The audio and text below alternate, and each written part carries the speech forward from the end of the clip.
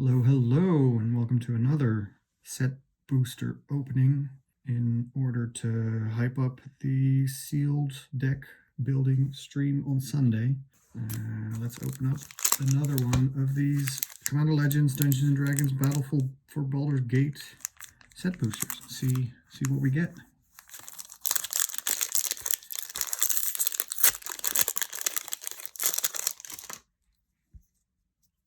It's a dragon. It's a weird looking dragon. It's got tentacles. Brain Stealer Dragon. Well, I like it. Kind of terrifying. An island. You're about to disembark to find the harbor master when you spot a merfolk darting underneath your ship. All right.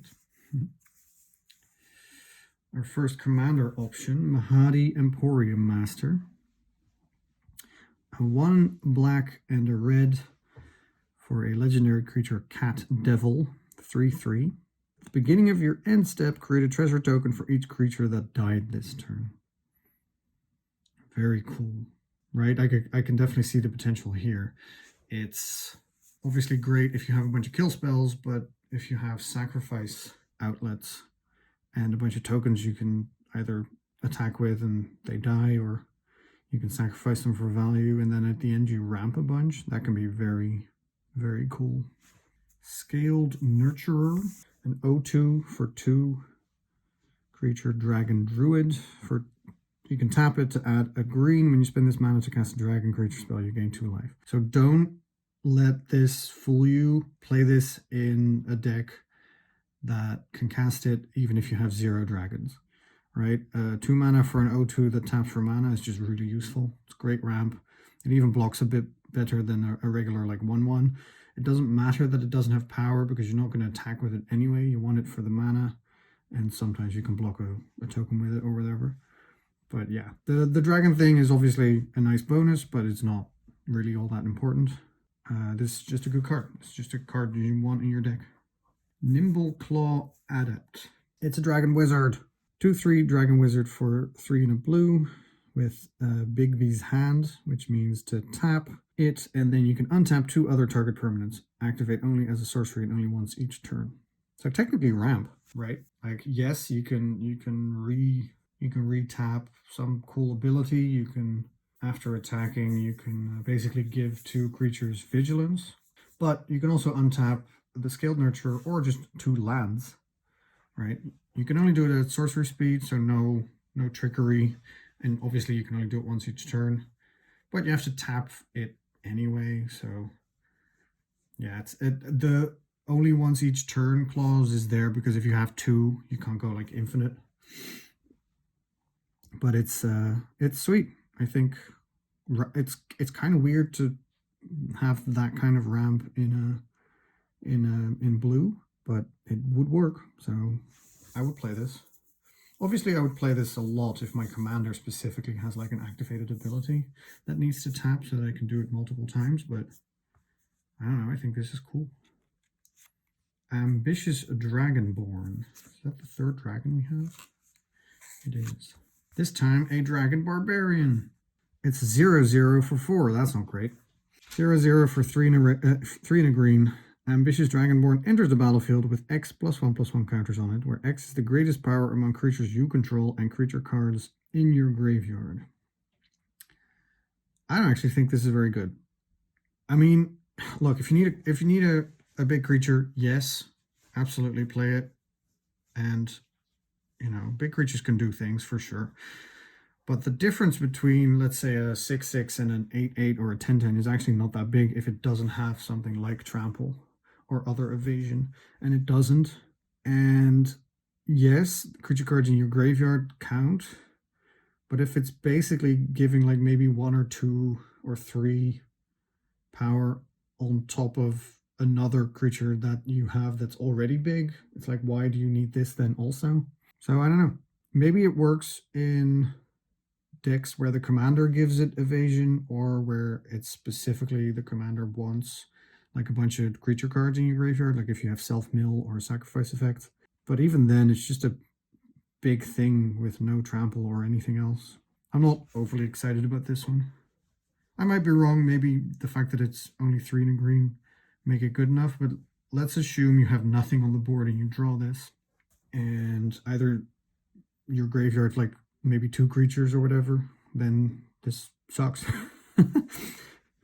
I'm pretty sure, yeah, if you control no creatures and there are no creature cards in your graveyard, which means that this would be the first creature card you cast, right? Unless they exiled it, maybe previous creatures. But like, let's say this is the first creature you cast, it would die. So it doesn't do anything. So it's dead in your hand. I'm passing on this. I'm pretty sure. I don't like it. It pains me to say that I don't like a green card, but I don't. Okay, this is definitely a dragon pack. Dragonborn Looter. 1/2 for 2. 1 and tap, draw a card, then discard a card. It's good. I'd prefer it if it was just tap to do all that and not also pay mana, but I don't think it's a bad card for sure. Play it in a dragon deck, play it in a deck that wants to draw cards. Probably just play it. Burnished Heart. Oh, this one's cute. All right, I guess we have new superior Burnished Heart art. This is a reprint. It's good for fixing and ramp. It's a 2/2 for 3, and then for 3 and sacrifice it, search your library for up to 2 basic land cards, put them onto the battlefield, tap, then shuffle. So yeah, it ramps, it fixes your colors, it blocks fairly well, it attacks a little bit, blocks a big thing, and then you can sacrifice it in response before damage to still get your basic land cards. So it's good. I like it. Cast Down. Destroy target non-legendary creature. Probably surprisingly not as good as it should be in a set where a lot of creatures, even if you just discount like commanders, a lot of other creatures will be legendary creatures because the set is just so full of them. But I think you still play this. There's plenty of non-legendary creatures also, and it's very cheap, quick removal, instant speed. So yeah, I think you should probably still play this. There's plenty of stuff that you want to kill that's not legendary. Just don't have this be your only removal, because you need to kill legendary creatures also. Drillworks Mole. An artifact creature Mole, 1/1 for 1. And for 2 and tap, put a +1/+1 counter on Drillworks Mole and a +1/+1 counter on up to 1 target commander creature you control. Alright, kind of sweet. I think I would want it to be in a deck that cares about +1/+1 counters, maybe can increase the amount that gets placed or gives creatures with counters some bonus. I don't know if I would put it in just to make my commander bigger, depending on what kind of commander it is, but it's cheap, right? It's a 1/1 for 1, and then you start making it bigger. Abdel Adrian, Gorian's Ward. Okay, we've seen this Gorian before, right? Let me see if I can find a Gorian. Right, Gorian, who's apparently a wise mentor, has this kid. I'm guessing this kid grows up to be Abdel Adrian, Gorian's Ward. A legendary creature, human warrior, 4/4 for 4 and a white. When Abdel Adrian, Gorian's Ward, enters the battlefield, exile any number of other non-land permanents you control until Abdel Adrian leaves the battlefield. Create a 1/1 white soldier creature token for each permanent exiled this way. Interesting. So you don't get the stuff back straight away, but you do get a bunch of soldier tokens. I'm not sure if this is like the blink commander that I was talking about that you want, because you don't get it back straight away. You would have to wait until he leaves, and he doesn't have that on his own. But yeah, if you can figure out a background with it, that would be good. Is one of these backgrounds? I don't know. We'll have to see what kind of background you can pick with it. It's definitely a powerful ability, especially if you can turn like a bunch of cheap artifacts that have already done their job into 1/1 soldiers. Scion of Halaster, legendary enchantment background for 2 mana, 1 and a black. Commander creatures you own have the first time you would draw a card each turn. Instead, look at the top 2 cards of your library, put one of them into your graveyard and the other back on top of your library, then draw a card. This is just very cool. You would need to have this and your commander on the battlefield for it to work, but it's very powerful even without any synergy. Just card selection. And if you want stuff in your graveyard, even better. Plenty of commanders we've seen so far that want lands or creatures in the bin, so I think this could be a really cool one. Duke Older Raven Guard looks aggressive, which since he's a red-white commander makes sense. A 5/5 for 4 red and white for a legendary creature, Human Noble Soldier. At the beginning of combat on your turn, another target creature you control gains haste and myriad until end of turn. All right, so an aggressive commander option. Or just in an aggressive deck as one of the cards in the deck. Myriad can be very powerful, especially with enter the battlefield effects and good creatures that you want to attack with anyway. So yeah, I like it if you want to be aggressive. It's not really my play style for commander, but he's cool. A little expensive, but cool. Baldur. Ooh, mythic. Baldur is a demon creature, 5/5 for 5. That's pretty good. Flying. Even better. Whenever Baldur attacks or dies, choose one or more. Each mode must target a different player. Target opponent draws 3 cards, then discards 3 cards at random. Target opponent sacrifices a non-token artifact. Baldur deals damage to target opponent equal to the number of cards in their hand. Okay, so this is... I mean, obviously you play this, right? If you're red, you play this because it's a 5/5 flyer for 5 with upside. But it's really good. Pick an opponent that doesn't have any cards in their hand. They draw 3 cards and immediately discard them, making them sacrifice an artifact. Generally pretty useful. And then dealing damage to them. The fact that it's not just an ETB effect, but it happens each time they attack. And if someone happens to kill it before it can even attack, yeah, that's just, it's good. Like, I don't know what to tell you. It's really good. Like, those 3 things, not that great, but the fact that you get to potentially pick all 3 is really sweet. Since we're thinking sealed, if this is in your Duke Older Raven Guard deck with Myriad, that's upsetting. That's insane. This is a really cool card. This is gonna be very scary. I'm probably not gonna play it because I'm not a huge fan of red, so I'm most likely not going to be in red, but if I am in red, yes, I'm playing it, and I will die to it a lot because it's really cool. Hey, a gate. I haven't actually seen that yet. Baldur's Gate, in fact. The Baldur's Gate, eh? Legendary land gate.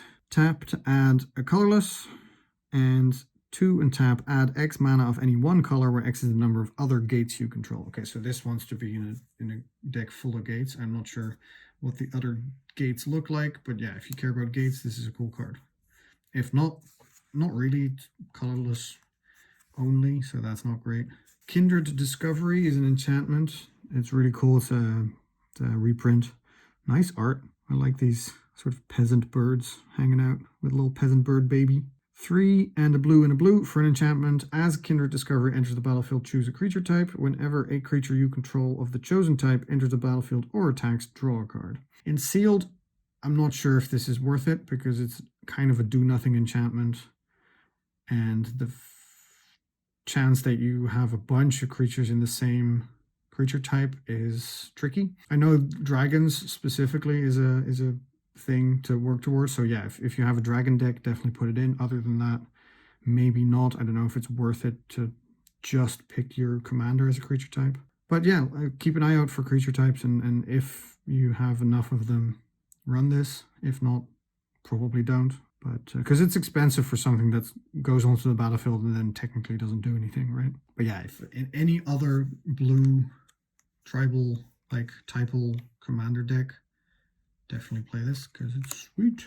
And another card from the list from Time Spiral this time. 2006, baby. That's a long time ago. Pentarch Paladin. 2 white for a creature human knight. 3/3 with flanking. Oh god, this is a Time Spiral card. Pentarch Paladin comes into play, choose a color. White, and tap, destroy target permanent of chosen color. It's good in basically a mono white deck, right? Because 3 white pips is really difficult to cast. Don't expect to be able to cast this on turn 5 in your 2-color decks even. And 3 colors, forget about it. Flanking's cool. It's weird. Whenever a creature without flanking blocks this creature, the blocking creature gets -1/-1 until end of turn. So yeah, it attacks all right, and the fact that it can just kill stuff is great. Good card. Need to be heavily white, and also you can forget about that because it's a list card, so the fact that it's going to show up in your sealed pool is very small. All right, that's it. So ignoring this because it's cool. But, I would probably pick Baldur. I mean, it's just the best card, right? The fact that it's a mythic helps, but like, it's an efficient, good creature that does a bunch of cool stuff. So if this was a draft, probably Baldur. If I had to pick a commander option, probably Mahadi, because I like it a little bit more than Duke Older. And in sealed, some cool dragons. So hoping to open a dragon commander. And if not, this seems like a powerful combo. So yeah, do that. All right, that'll be it for today. I will open another one tomorrow, the last one, I think. And then on Sunday, I will build my sealed pool. Check that out at twitch.tv/beardedbogle. Give me a follow if you feel like it. And check out the Discord link in the description if you want to join the sealed league. Because we're all going to play some Commander. It'll be fun. Bye.